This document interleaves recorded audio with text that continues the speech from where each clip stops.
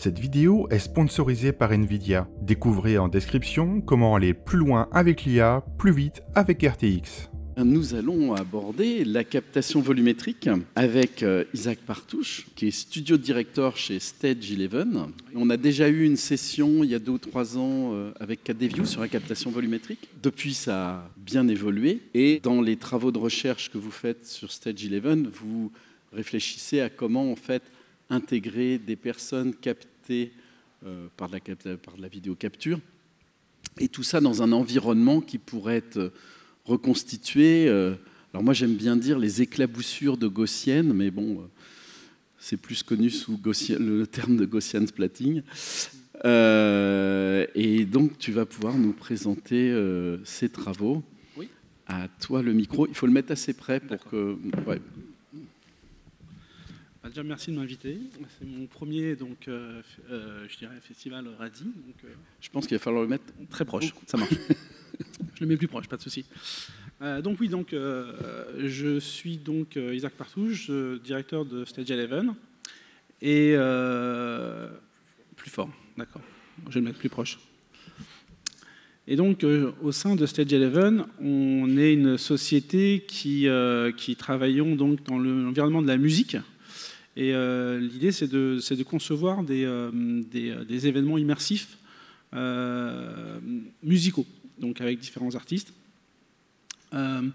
Donc, pour ce faire, on utilise énormément de technologies, puisqu'on a comme ambition de pouvoir justement capturer la performance de cet artiste. Et donc, on travaille sur beaucoup de technologies qui sont liées à la captation, différents types de captation. C'est ce que je vais vous décrire aujourd'hui. Donc pour commencer, voilà, Stage 11, ça a été créé donc en 2022 par Jonathan Bello, qui est le CEO de Scorpio Music. Donc ce qui facilite évidemment pour nous d'avoir les artistes à notre disposition, suivant aussi leur disposition d'ailleurs.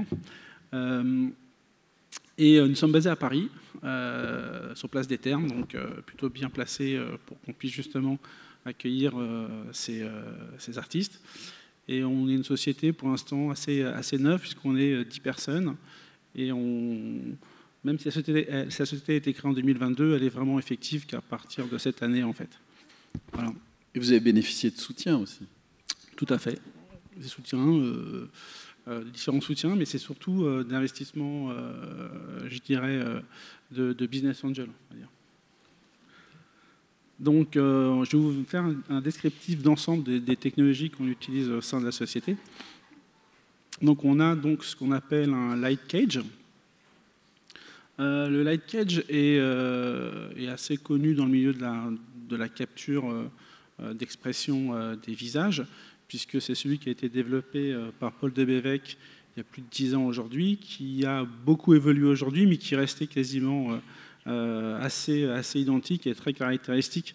Donc on a une sphère de à peu près 2,50 m de diamètre, où on a 30 caméras qui sont disposées autour du sujet. Et nous, on utilise, c'est un peu ce qui fait notre particularité, on utilise des Sony FR7, qui sont des PTZ, donc qui peuvent bouger, donc ils ont le pan tilt zoom focus. L'avantage de ce type de caméra, ça permet donc aux acteurs ou aux performeurs de pouvoir bouger aussi. On n'est pas obligé de les laisser complètement statiques dans la cage, ce qui donne aussi une performance plus naturelle durant cette captation. Donc, ces caméras sont combinées à des lumières programmables. Donc c'est la société Esper qui les conçoit. Donc ces lumières sont différentes. On a 3 types de lumières, ce qu'on appelle polarisée, cross-polarisée et neutrale. Et quand on fait une capture donc, de notre sujet, du coup, il y a différentes lumières qui viennent sur son visage, qui nous permet, nous, de pouvoir récupérer les détails et les micro-détails de la peau. Donc c'est ce qui fait aussi la force de ce type de solution. Donc ça ressemble à ça mise en studio. Donc là on voit bien sur la droite de l'image la caméra qui est montée sur un système robotisé. qu'on appelle voilà, CDPTZ. Et les lumières, on les distingue, qui sont regroupées en 3 spots. 2 sombres, en fait, parce que c'est les crosses polarisées, et celle qui est allumée, qui est la neutrale. À une session, à quoi ressemble en fait on essaye de combiner pas mal de choses dans nos recherches. Là, on voit que la personne est équipée de motion capture.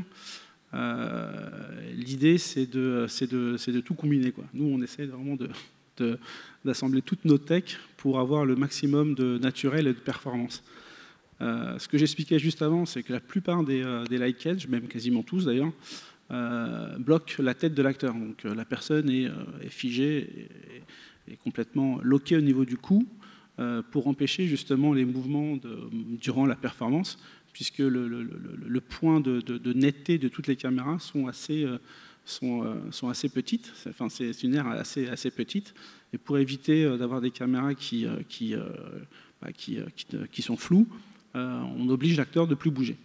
Nous, on est parti sur une stratégie complètement différente. Déjà, on utilise les caméras PTZ et ça a la particularité de pouvoir bouger. On développe donc un logiciel qui permet de commander ces caméras. On ne peut pas le faire sans, puisque Sony ne fournit pas la possibilité de commander 30 caméras simultanées. Nous, c'est ce qu'on est en train de faire donc, au sein de la société. Aujourd'hui, on les commande toutes, on sait les programmer et on récupère toutes les informations intrinsèques de l'optique, mais aussi des mouvements de la caméra. Donc on sait à quel degré de rotation bougent les caméras et on sait à quel niveau de focus et de zoom elles ont aussi bougé. Ces informations-là sont indispensables pour la suite, qui est le traitement des données, quoi. Et on peut dire que c'est très différenciant du late stage original, puisqu'il était équipé d'appareils photo. Alors, c'est un très bon point, c'est vrai que je ne l'ai pas mentionné. Alors, effectivement, d'habitude, c'est que des images, c'est que des scans statiques.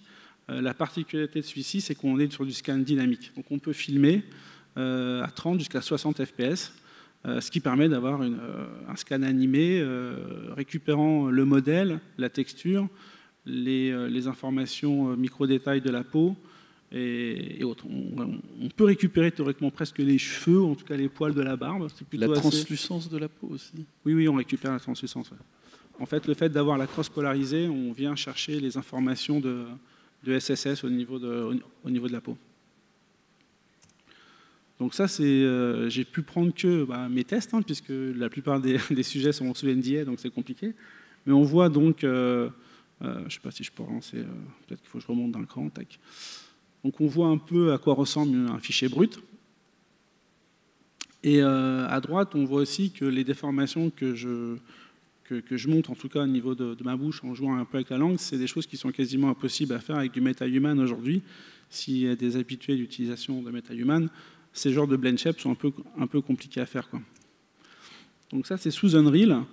Le rendu sous Unreal avec le bon éclairage donc, de la scène. Donc c'est ce que j'expliquais. Bon là, on a un peu boosté un petit peu le SSS. Donc on voit un peu sur mon visage, c'est un peu rose, mais on peut aussi récupérer quasiment le détail aussi des poils, quoi. Ça, c'est un de nos tests donc, sur Snoop, qui est un de nos artistes, je dirais, partenaires sur le projet. On est parti de son scan et on l'a rajeuni, en fait. Les cheveux, c'est tel que scanné, cheveux et poils, ou ça a été retouché? Non, c'est retouché. C'est le groom. Après, en fait, on a un algo qui détecte la densité du groom. Et on vient la réappliquer juste après, quoi. Donc, merci pour l'honnêteté. Ah oui, mais le scan récupère quand même, si on remonte sur mon scan, on récupère vraiment l'information. Enfin, j'ai malheureusement pas les bruts où on le voit, mais on voit vraiment le poil, hein. C'est assez impressionnant à ce niveau-là, quoi. Donc ça permet d'avoir un autre algo qui va chercher justement cette info, et on substracte et on vient remettre une densité de groom sur Houdini comme ça, quoi. Nous avons aussi la chance d'avoir un système motion capture, donc dans le même espace. Donc on est toujours dans les studios, donc on a un système de captation du visage.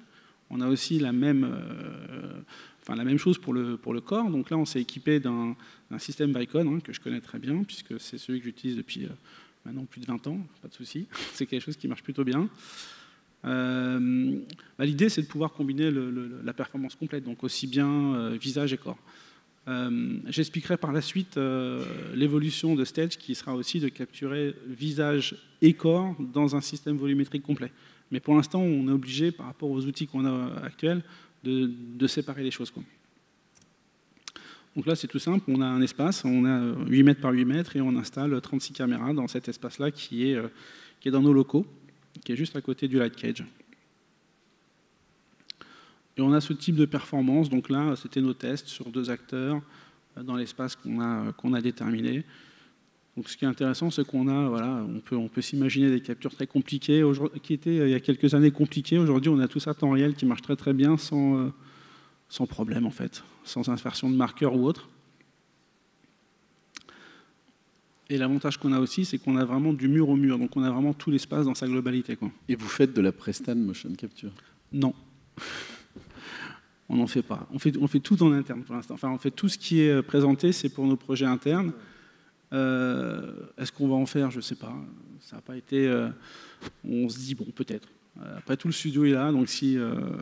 why not? Mais au final, c'est pour l'instant sur des projets qui sont internes. Voilà. Donc voilà, pourquoi ces systèmes? En fait, on a, nous... chez Stage 11, c'est donc une plateforme de diffusion je dirais d'expérience immersive musicale qui est répartie en deux blocs. Une qui est full réaliste, où donc toute la fanbase pourra être très proche de leur artiste. On peut s'imaginer Billie Eilish scannée avec une performance qui sera dans un studio dédié où on capture justement avec son frère ou ses musiciens sa performance. Et nous, en mettant notre casque, on est juste à côté d'elle, à 50, là, comme là, tu vois, un mètre de cet artiste, et pouvoir profiter d'une expérience complètement nouvelle, en tout cas pour les fans. Mais on a aussi notre branche qui est complètement full artistique, où on développe sous Unreal des environnements qui sont plus proches peut-être de l'univers de l'artiste, où on aura des contenus spécifiques à cet artiste. Et là, on a quelque chose de plus stylisé, peut-être, ou non, en tout cas très stylisé. L'intérêt d'avoir un scan en amont, c'est d'avoir une matière brute qui est théoriquement parfaite, qu'on peut travailler et styliser derrière, quoi. Un peu avec les outils qu'on a vus juste avant, qui permettent de transformer de la 3D en 2D ou autre. Mais en tout cas, la matière première brute sera assez poussée pour être précis aussi dans les modifications qu'on voudra faire par la suite, si on le désire, si on veut styliser les animations, quoi. Donc en termes d'ambiance visuelle, on est sur les deux monolithes qui représentent le 11, et on a sur voilà, ces genres d'ambiance où on veut nous amener nos futurs clients, on ça comme ça. Et ça, c'est sous Unreal, c'est les premières ébauches temps réel qu'on sort au studio, basé sur les looks dev. Et là, c'est à peu près l'ambiance qu'on s'est donnée dans cette salle de concert qui sera toujours la même quasiment sur tous les différentes expériences qu'on a vues. Seulement, bon, les environnements vont tous changer, vont sûrement disparaître et laisser le public dans un set. Là, justement, c'est un set de DJ qui est assez, je dirais, inventif, quoi. Donc le Gaussian splatting, parce que c'était quand même notre sujet. Donc sur la partie aujourd'hui reconstruction des modèles 3D, on utilise la photogrammétrie, donc des logiciels type Reality Capture ou Metashape. Donc ce sont des technologies qui marchent très bien, où on doit justement prendre énormément de photos, et à partir de ces photos, les overlaps fabriquent un modèle qui est 3D avec une densité de polygones assez colossale, puisqu'on parle de plusieurs, par exemple sur ce que je vous ai montré juste avant, on était sur 10 millions de polygones sur une tête. Forcément, sur un casque VR, ça devient compliqué. Et le Gaussian, lui, c'est une approche assez novatrice, et qui nous ouvre justement cette perspective d'optimisation quasiment implicite liée à la tech elle-même, quoi. Donc, pour expliquer un peu ce que c'est le Gaussian, parce que je n'ai pas fait forcément de schéma. Mais en gros, on a aussi un set de caméras autour. Donc on a la même configuration que le Light Cage, à la différence que le traitement est complètement différent. Au lieu d'utiliser des outils qui permettent de reconstruire un modèle 3D en polygone, cette fois-ci, lui va déterminer un point avec une notion autour et une colorisation. Il y a une forme qui est très particulière, qui est un peu ellipsoïdale, avec une semi-transparence. Et on va récupérer l'information de couleur, de texture et de transparence, ce qui n'est pas forcément le cas dans la photogrammétrie classique, où tout ce qui est transparent et tout ce qui est brillant ou réfléchissant ne peut pas être reconstruit par le logiciel. Sur le Goshan, on voit bien que c'est le cas, on voit qu'il y a des sphères, qu'il y a des boules brillantes et autres. Et du coup, ça donne plus déjà d'opportunités de pouvoir reconstruire des modèles plus complexes et surtout d'avoir quelque chose de très optimisé de base, quoi. Donc là, c'est un exemple intéressant où on a carrément un modèle qui a été Gaussian splaté, on va dire ça comme ça maintenant, et on a donc sur le casque VR le résultat direct. À la différence qu'on a l'habitude de voir avec 4D View ou les solutions de photogrammétrie, le détail au niveau des doigts et au niveau des cheveux et au niveau des semi-transparences, du coup, sur du Goshan, on les a, quoi. Et c'est très, très, très, très précis sur les visages.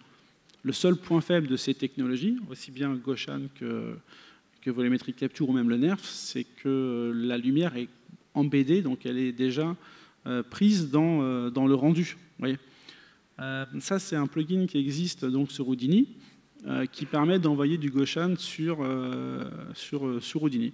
Donc ça permet de retravailler et de pouvoir modifier, de multiplier les personnages et ainsi de suite. Donc on ne peut pas encore le motion éditer, mais en tout cas on a quand même une première brique qui est mise en place qui permet de l'envoyer, de pouvoir le multiplier. On voit comment c'est très léger et c'est quasiment temps réel. Ça, on sent des multiplications J'en ai besoin. dans les clips musicaux. Oui.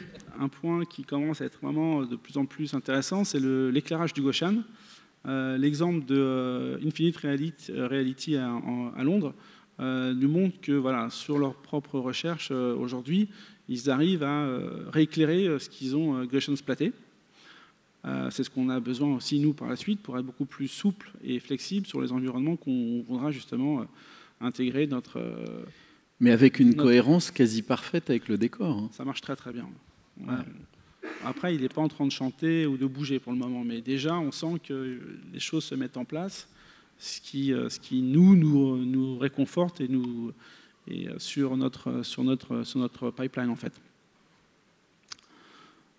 Donc voilà, les comparaisons, je les ai faites plus ou moins tout à l'heure. Donc je dirais qu'il y a trois méthodes. Il y a la photogrammétrie, le NERF et le Goshan.